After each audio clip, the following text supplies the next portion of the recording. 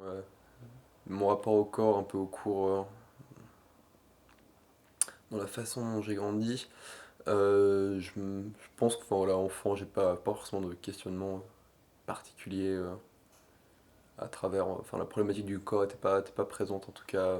Enfin, bon, c'était un corps, t'as le tien et t'évolues avec, mais genre, il n'y a pas tant de.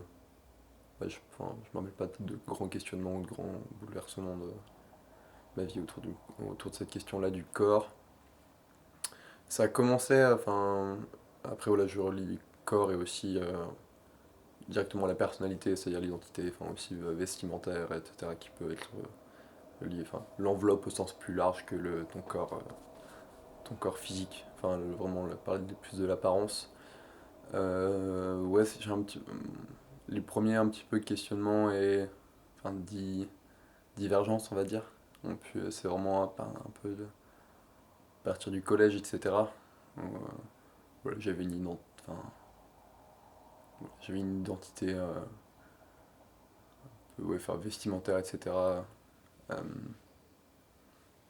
un peu à la marge, enfin, genre, parce que genre, je sais pas, je mettais des chapeaux, je mettais des cabans et tout, mais genre, enfin, ça faisait ça, c'était assez diamétralement opposé voilà, des codes vestimentaires qu'on pouvait avoir au collège à l'époque, et surtout avec un environnement social qui n'était pas hyper propice, pas très ouvert, et où justement, voilà, enfin, on dit que le collège c'est un peu le culte de la norme, mais c'est un peu ça.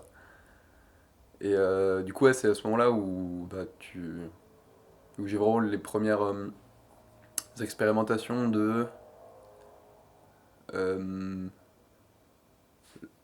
ce que tu renvoies a un impact direct sur toi en fait, via le regard et les actions des autres avec, avec la perception de ce qu'ils ont et de ce qu'ils aimeraient que tu sois ou que tu sois pas, tu vois. Parce que, genre, pourquoi c'est fait comme ça, enfin ça me limite la réaction de ça me dérange, c'est pas dans la. Voilà, genre. Alors ça peut aller de la simple enfin, voilà, moquerie, entre guillemets, enfin classique en mode différence à des trucs un peu moins cool, enfin genre dans le rapport à.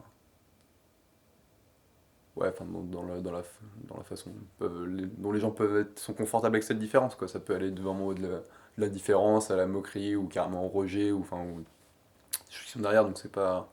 Donc c'est là où c'est la première fois que tu te dis, ah ouais, ça a quand même une. Ça, ça, ça a une importance. Enfin, en tout cas, c'est pas quelque chose d'anodin dans, dans les sociétés dans lesquelles nous évoluons. Voilà, regarde, je suis un peu un phasme, enfin, voilà, c'est-à-dire que.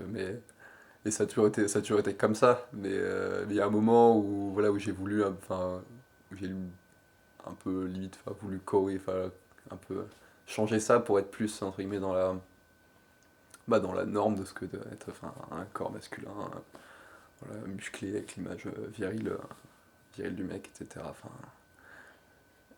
les bons bibis. Voilà.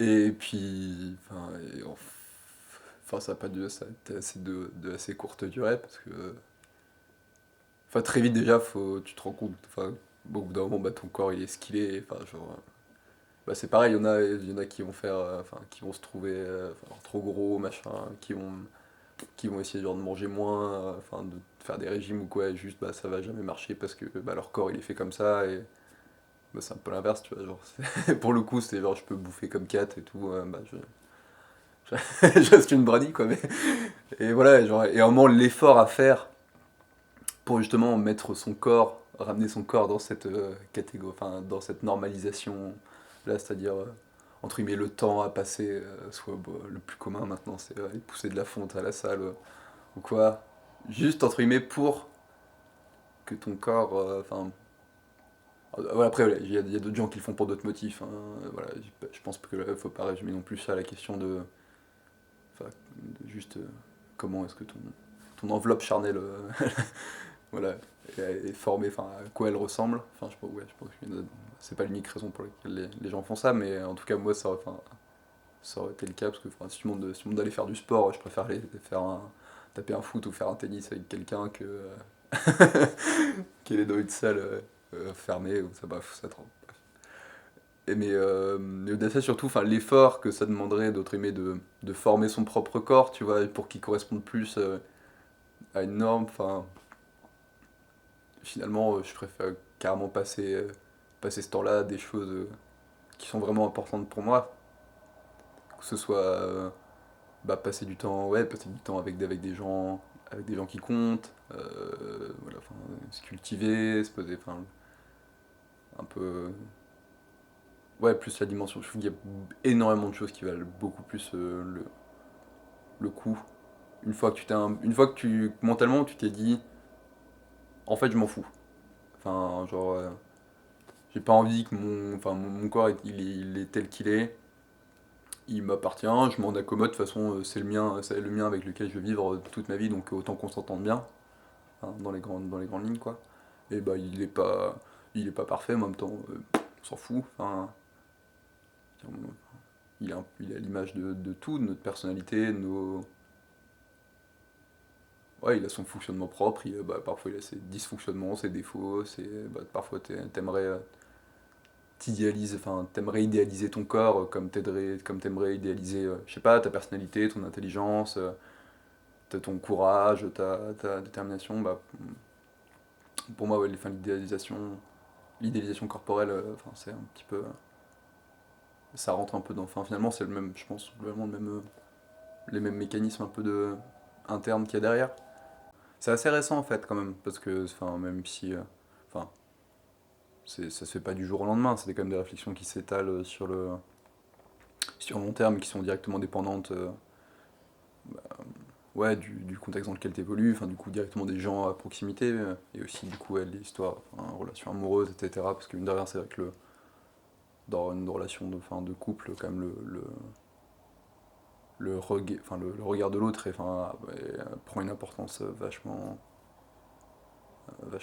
importante, hein. Enfin, voilà, il est prépondérant, en tout cas, ou tout ce que l'autre va pouvoir enfin, dire, suggérer, n'importe quoi, que ce soit même sous forme de l'humour, etc., ou qui reviendra finalement à émettre un jugement, mais enfin, comme on porte des jugements surtout à longueur de temps, quoi. Je pense que les relations amoureuses, alors après, je pense pas que c'était intentionnel de la part de mes partenaires, mais justement, un peu, enfin, qu'on fait. C'est que moi, je vis quand même globalement assez bien avec le fait de pas. Enfin, d'avoir le fameux corps de lâche, comme on dit, mais c'est plus au travers de. Où ça il commence un peu à me dire merde, genre. Enfin, ça va, moi je vis bien avec, mais c'est aussi. Enfin, pas me dire que c'est problématique, mais sentir que c'était quelque chose, que c'était une différence, tu vois. Mais plutôt à travers de mes partenaires, mais genre qui ont pu aborder enfin, le truc sur un ton de la blague, tu vois, genre, tu sais, rappeler genre une crevette, tu vois, un truc comme ça, des trucs, mais qui sont fondamentalement pas motivés par une mauvaise intention, en tout cas une intention de pointer une différence, mais finalement qui enfin, finit par aboutir un peu à ce résultat-là, en fait. Et c'est un peu, justement, enfin, c'est peut-être ces choses-là, en fait, d'autant plus bah, de la proximité de la relation avec la personne, de la relation entre les deux, ouais, je pense que enfin, entre les deux ou à plus, hein, les gens, les gens font ce qu'ils veulent. Euh, ouais, je pense que quand on met cette sphère, ce cocon-là, quand il existe, il doit être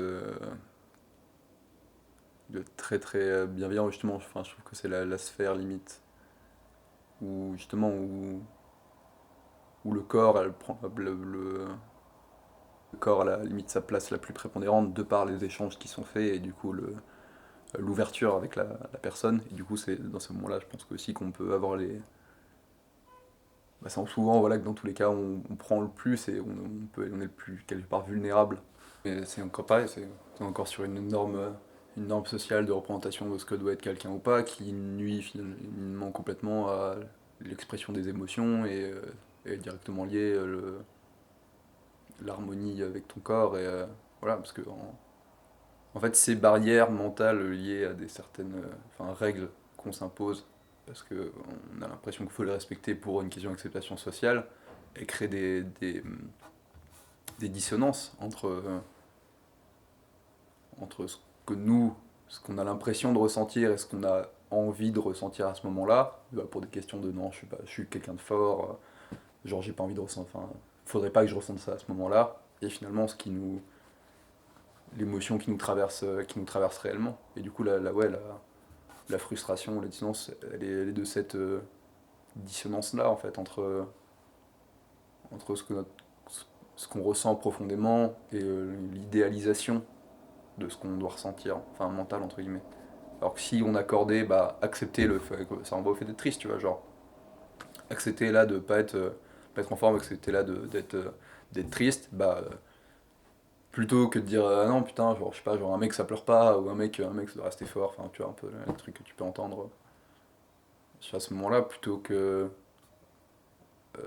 créer une frustration en voulant se conformer à cette posture-là et à pas accepter, embrasser ton état tel qu'il est actuellement, c'est là où tu crées de la frustration. Parce que si vraiment, ce que dans l'absolu, enfin, je trouve que enfin, pour revenir à la question des émotions, enfin, c'est normal, et même c'est positif. Enfin, je trouve que c'est positif d'en éprouver, de les éprouver jusqu'au bout, quelles qu'elles soient. Enfin, heureusement qu'on est triste de temps en temps, et heureusement qu'on est en colère de temps en temps. Enfin, c'est pas des états à rejeter. Enfin, bon, on va éviter enfin, sauf si c'est quotidien. Enfin, je veux dire, la tristesse fait partie de notre construction d'humain, quoi. Et du coup, oui, ça revient à, ouais, à accepter, s'écouter, accepter ses émotions et les embrasser au sens large, quoi. Les vivre. Et ça se fait, les émotions, ça se fait directement à travers le corps. De toute façon, il y a des symptômes, enfin, le viscéral, enfin, ouais, pour revenir à la tristesse, le stress, même la joie, la fatigue, l'énervement, il y a directement des symptômes physiques auxquels tu peux te rattacher et qui sont aussi plaisants à vivre en fait. Juste à. Ouais, ça pour un stress, bon, c'est pas forcément plaisant, mais je veux dire, c'est toujours intéressant ou au moins à le comprendre pleinement ce que ça te fait quand t'as la respiration qui se coupe, le ventre qui se fout vraiment en boule, les jambes qui tremblent et tout. Bah, c'est des manifestations qui sont fortes, qui sont intéressantes quand même. Genre à ressentir, mais à comprendre, parce que c'était dans ta compréhension intime intérieure, tu vois. Pareil, la tristesse qui te coupe la faim, qui te donne la gerbe, qui peut te faire vriller. Enfin, genre, c'est des sensations qui sont, ouais, qui méritent la peine enfin, qui méritent qu'on prenne le temps de s'y intéresser et de point personnellement chacun. Parce que oui, on a des réactions qui sont différentes. Et, enfin, voilà, tu vas pas avoir d'un individu à l'autre, tu vas pas avoir la même réaction corporelle à telle ou telle émotion. Mais ça rend, ouais, c'est.